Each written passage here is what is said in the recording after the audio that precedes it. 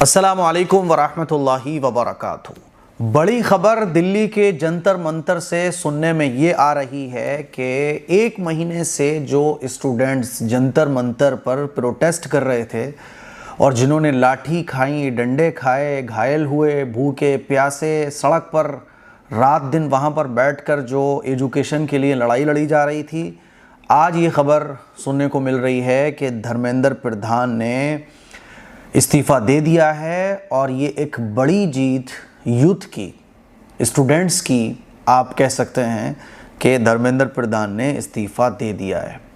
और लोग social media पे बोल रहे हैं कि साहब झुकती है दुनिया, झुकाने वाला चाहिए। तो एक बड़ी जीत आप इसको कह सकते हैं। और मेरे ख्याल में ये पहली मर्तबा हुआ है कि मोदी गवर्नमेंट ने पहली मर्तबा, मेरे ख्याल में, मुझे तो याद नहीं कि पिछले 10-12 सालों में कोई एक मंत्री ने रिज़ाइन दिया हो जनता की वजह से। किसान आंदोलन शुरू हुआ था, पहलवानों का आंदोलन शुरू हुआ, बहुत सारे आंदोलन हुए, लेकिन किसी मंत्री ने भी रिज़ाइन नहीं दिया। ये पहली मर्तबा ऐसा हो रहा है। लेकिन वहीं दूसरी तरफ एक बड़े अफसोस की भी खबर सुनने को मिल रही है। और मुझे अब लग भी रहा था कि यार चलो इसको ये मिल गया, इसको ये मिल गया।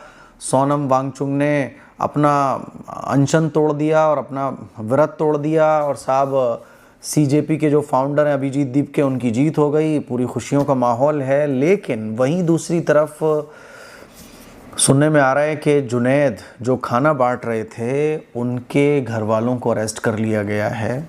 इस खबर में कितनी सच्चाई है आप स्क्रीन पर देख सकते हैं। पुलिस ने जुनैद के पिता और नाबालिग भाई को हिरासत में ले लिया है। मेरठ में जुनैद की बहन के ससुर और उनके देवर को भी कथित तौर पर हिरासत में लिया गया है। इस मामले में आगे की जानकारी का इंतज़ार है। कॉकरोच जनता पार्टी का ये बयान आया था।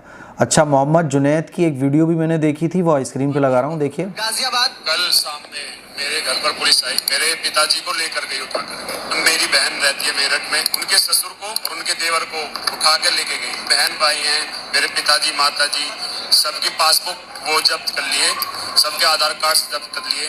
ये कह रहे हैं कि मेरे थाने में कि मुझको लाके यहाँ पे दो तो हम आपको छोड़ देंगे। पूरी थाने में वांटेड नहीं, मैं शून्य अपराधी, घर नहीं जाते। अब प्रॉब्लम यह है कि जिसको जो मिलना था वो तो मिल गया, लेकिन जिसका डर मैंने जाहिर किया था और मैंने ये कहा भी था कि भैया देखो, बहादुरी ये नहीं होती है कि आप सीना तान के आगे बढ़ जाओ, बल्कि बहादुरी ये होती है कि समझदारी के साथ आप आगे बढ़ो।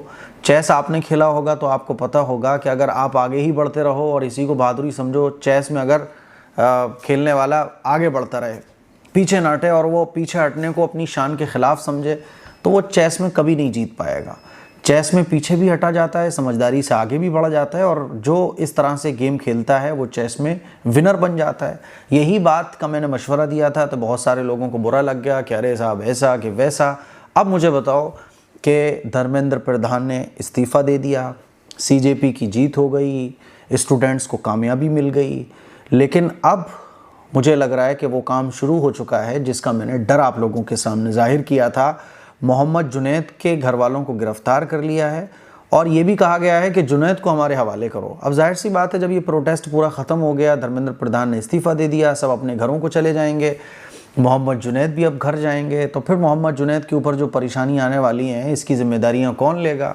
सबकी अपनी राजनीति चमक चुकी, सबके अपने काम हो गए, है ना। सीजेपी जो फाउंडर हैं अभिजीत दीप के, वो भी अब भाई कुछ ना कुछ उनका पॉलिटिकल कैरियर बनी जाएगा। सोनम वांगचुक जो पूरा अपना व्रत तोड़ चुके, वो भी अब सक्सेस हो गए। लेकिन अब्दुल को क्या मिला? अब्दुल को क्या मिला? और अब मोहम्मद जुनैद, और इस तरह से मैं एक दो खबरें और भी देख रहा था। क्या बेहतर है, ये लड़की जिसका नाम फराज नाज है, ये प्रोटेस्ट से गायब है, पुलिस इसे उठा कर ले गई है, लेकिन कहाँ ले गई है इसके परिवार या किसी भी दोस्त को नहीं पता। इस तरह से और भी लोग गायब हैं। अब कहीं वो सिलसिला न शुरू हो जाए कि प्रोटेस्ट तो ख़त्म हो गया, सब ओके हो गया, सब नो प्रॉब्लम, लेकिन जो मुसलमान इसमें शरीक थे उनके बारे में अब क्या होगा, इसके बारे में किसी की तरफ से कोई गारंटी नहीं है। मोहम्मद जुनैद के घर वालों के ऊपर जो परेशानी आ रही हैं, अब इसकी ज़िम्मेदारी कौन करेगा? होता क्या है कि जब भी केस वगैरह होते हैं तो फिर आदमी तन्हा रह जाता है, और फिर कौन होता है कि जमीयत आती है, महमूद पराचा आते हैं और मुस्लिम तंजीमें आगे आती हैं, और तन्हा रह जाता है फिर आदमी। मोहम्मद जुनैद के बारे में अब जो खबर सुनने को मिल रही है वो बेहद अफसोसनाक है। मैं ये समझता हूँ कि अभिजीत दीपके जिनको इतनी बड़ी कामयाबी हासिल हुई है उनको चाहिए, और वो तमाम लोग जो इस प्रोटेस्ट में शामिल थे वो ऐसे लोगों को बचाने का काम करे जिन्होंने सिर्फ खाना खिलाया है, जिन्होंने सिर्फ पानी पिलाया है, जिन्होंने सिर्फ लोगों की खिदमत की है। ये कोई जुर्म है क्या लोगों की खिदमत करना? लेकिन मोहम्मद जुनैद के बारे में ये सब होना, पहले से डर था इसका कि ऐसा होगा। और अब देखिए आगे आगे क्या होता है, क्योंकि आखिर में जो प्रॉब्लम फेस करना पड़ती हैं वो मोहम्मद जुनैद, अब्दुल्ला, अब्दुर्रहमान, मोहम्मद सलीम, मोहम्मद सिराज, इन्हीं नाम के लोगों को फेस करना पड़ती हैं।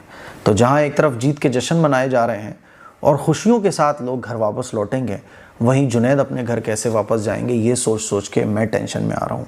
अल्लाह ताला हिफाजत का मामला फरमाए, लेकिन ये बहुत अफसोस की बात है।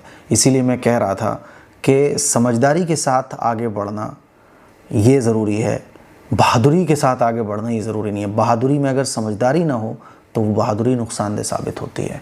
दुआओं की गुजारिश है। अस्सलामु अलैकुम व रहमतुल्लाहि व बरकातुहू।